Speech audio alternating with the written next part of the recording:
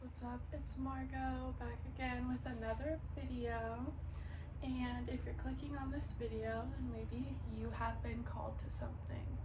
I am going to do my best to speak loudly because the bugs are out in Arizona today. They're loud, they are happy to be here.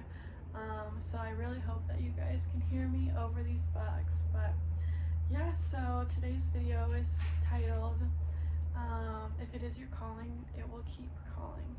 And this is something that I'm personally also going through. I have been ignoring this calling to start a YouTube video or a YouTube channel for about a year now, a little over a year. And it just makes me sad to think if I had started this a year ago, how far, would I be on here?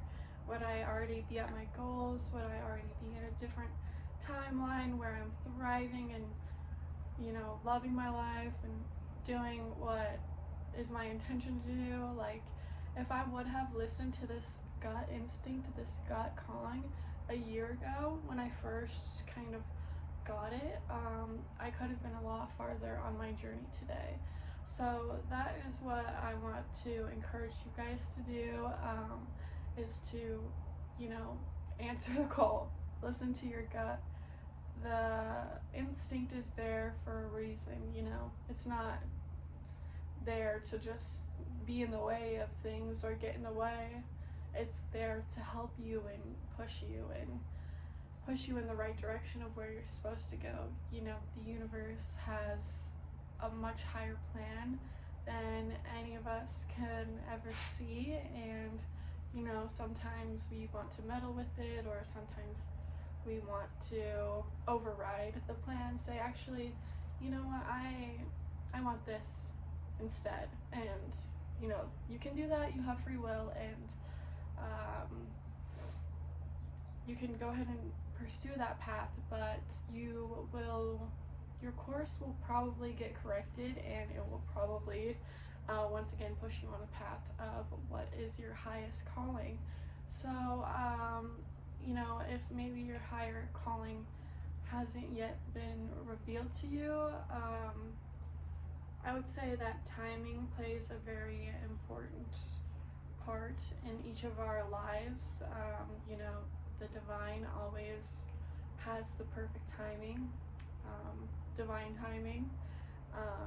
So if it hasn't presented itself to you, then you're maybe not ready.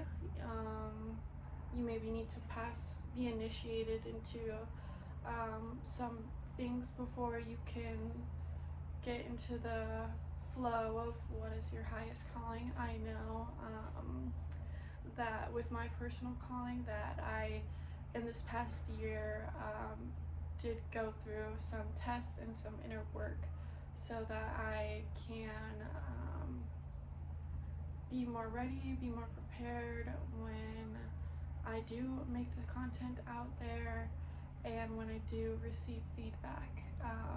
I personally think that I have gone through these lessons and these tests this past year in order to make me the most prepared for my calling and how to navigate, feedback from others, criticism, attention. I'm not a person that likes to be the center of attention,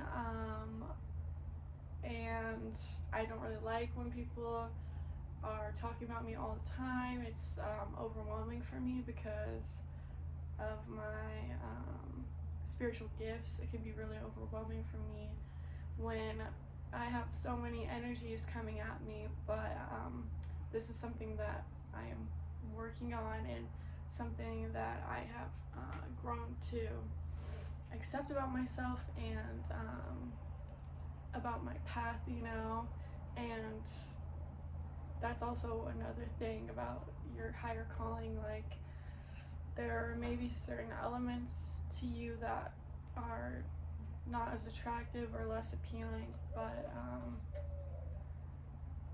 just know that you will be given the resources to overcome those those challenges or see the light of those perceived negative things that maybe you are afraid of.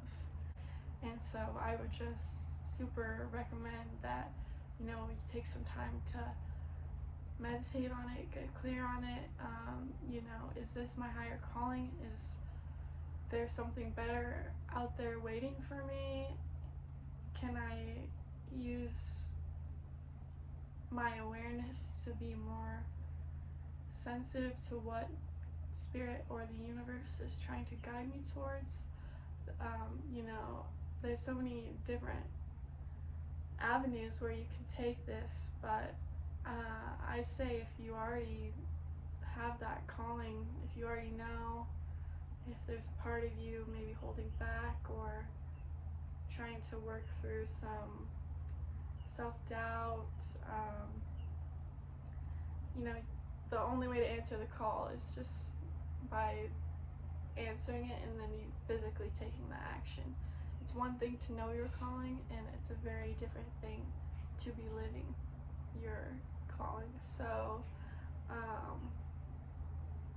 I would just say if the universe has blessed you with something that they know that you are going to be really good at and that you could help so many people with,